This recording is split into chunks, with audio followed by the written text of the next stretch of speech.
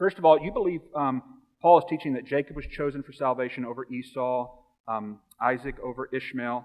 And so I want to ask about Abraham's 6 additional sons that came after Isaac, and I'm trying to understand if you believe they were reprobates for the same reason that Ishmael and Esau were reprobates, that God predetermined them to go to hell before they were born, also because they obviously weren't chosen to carry the promise. And so what I'm getting to with this question is, what I want to understand is, do you acknowledge in any way the difference between those descendants chosen to bring the word, like Isaac, and those who may or may not believe that word, like the other brothers, for example? Well, I need to correct the assumption of the question, which was right there at the beginning, which I tried to correct in my opening statements. To believe that this text is relevant to individual salvation is not to say that it does not have relevance to other aspects of God's dealings with the people of Israel. And therefore, the issue of, say, the sons of Keturah or whoever else you might have in mind at that particular point in time is not even raised here because that's not the point. The point to illustrate on Paul's part is determined by what's in verses 6 and 7. Why is it that Israel is rejecting her Messiah? And the answer to that is, that has always happened in the past. God has always had his purpose in freely choosing. Because those individuals are not even brought up, there is no discussion of what their eternal state was, and there is nothing in what I said that assigns the meaning of eternal salvation solely to the promises. So if the promise is not brought through you, that means that you're eternally lost. So Paul doesn't even raise those objections. I don't know if anyone had ever raised them to him, but he does not even raise those objections in this text, and I would say it goes outside the realm of Romans 9 and what it's trying to communicate. For example, Lot, we know he was declared righteous by Peter. We know that he was saved, but he wasn't chosen for the lineage. He wasn't chosen. Matter of fact, he was a lot like Esau in that his descendants end up rising up against Israel and attacking them. They were cursed, but Lot was saved. He wasn't chosen for the promise, much like Esau. And so what I'm trying to get to is, why do you assume that Esau was chosen for reprobation when Lot, for example, who meets the same criteria, he wasn't chosen to carry the promise, he wasn't the lineage, but he obviously was still saved? Well, again, as I mentioned, the text point is to demonstrate that before the twins had done anything good or bad, God had a specific purpose. Lot was not involved with that. He would not have been involved with that one way or the other, at least as far as lineage is concerned. But the point is that even when there was a natural, the natural choice should have been Esau. He's the oldest. Sure. God had the freedom to overturn even the standard tradition of how the promise was to be passed on. And in regards to Jacob and Esau, obviously did much more to demonstrate the reality of his freedom to choose than he did with anyone else. And again, it seems like you're making the connection that, the promise is only about salvation. That's not the point. The point, again, and I think this is good, we need to emphasize this. The point in looking at Romans 9 is God's freedom in the fact that he has chosen to take the gospel to the Gentiles, and that there has been a hardening of the people of Israel, and that this is not inconsistent with what he has done down through the history of the people of Israel.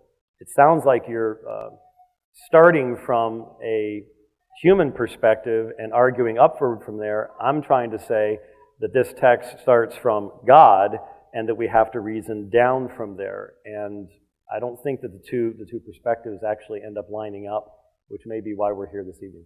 I think you and I both agree that verse 6 is key to understanding the entire discourse. I think we both agree that God has blessed Israel by entrusting the very word of God to come through them. I think that's a distinction in what I'm trying to draw between his choice of one brother over the other. The nation is selected for this noble purpose of bringing the world the Messiah and his message.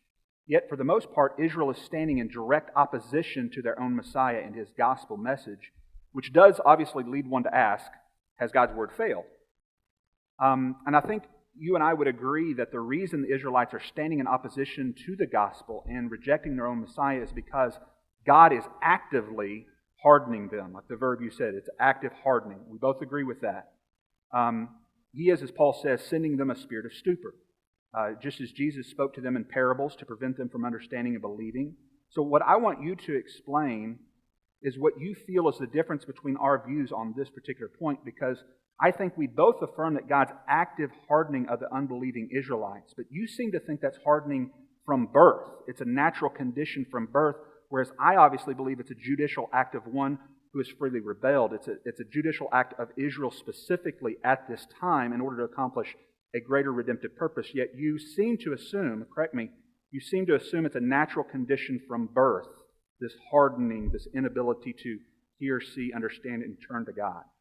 Well, that's because that's the prophet's perspective on fallen man. We have a heart of stone, not a heart of flesh. The picture that is drawn is of a valley of dry bones. The psalmist makes it very clear that we have gone astray from our mother's breast. We were born altogether in iniquity and sin. We can no more do good than the leopard can change its spots. And so this is the consistent testimony. It certainly is how the book of Romans began. There is no God seeker. There is no fear of God before their eyes. This is simply the biblical teaching on the fallenness of man. And where I would say that we disagree with one another, again, because of our starting presuppositions, is in this text, it's not an issue of, yes, there is a judicial act of hardening that God does in regards to making sure that the gospel goes out to the Gentiles. He's chosen the Gentiles, even the issue of, for example, Paul says that they will hear from a people of strange tongues, and he makes the application. This is to make them jealous, so on and so forth.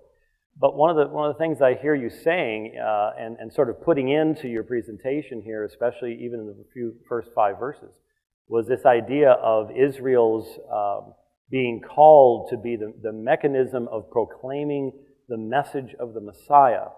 And I have a real problem with that, because the whole point of the final verses at the end of chapter 9 is that it had always been God's intention to take the message to the Gentiles. It had always been God's intention that, verse 25, I will call those who are not my people, my people. Those who were called Lo Ami become Ami. So all through the Gospels, you have these prophecies that this is what God's intention was from the beginning. And it sounds to me like you're saying, well, God's intention was this, and now He's changed that, and I don't see that is actually a sound position to begin from. R.C. Sproul Sr. wrote, double predestination or equal ultimacy is the view that God works in the same way and in the same manner with respect to the elect and to the reprobate. In the case of the elect, regeneration is a monergistic work of God. In the case of the reprobate, sin and degradation are a monergistic work of God. This clearly makes God the author of sin. Such a view is indeed monstrous assault on the integrity of God. It's not the Reformed view of predestination. It's a form of hyper-Calvinism, a radical form of superlapsarianism. Yet you, along with several other scholars, have argued, quote, the Bible is clear that just as God chooses some for mercy and salvation, He chooses others for judicial hardening and reprobation. When He loved Jacob before he was born, He also hated Esau at the exact same time. Does your teaching on God's active work of mercying, as you call it, and then hardening in verse 18, how does that not meet the radical form of superlapsarianism as defined by Sproul?